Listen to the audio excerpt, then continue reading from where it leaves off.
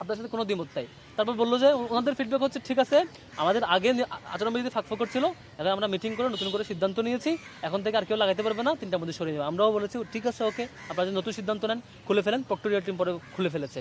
এ হচ্ছে সামগ্রিক অবস্থার ফিডব্যাক। কিন্তু ইতিপূর্বে আমরা দেখেছি যে হচ্ছে একজন প্রার্থী বিভিন্ন ইয়াতে বিভিন্ন রুমে রুমে যে বা হলে হলে হলে হলে মতবিনিময় সবার নামে খিচুড়ি পার্টির আয়োজন করেছে, খাওয়া দাওয়ার আয়োজন করেছে।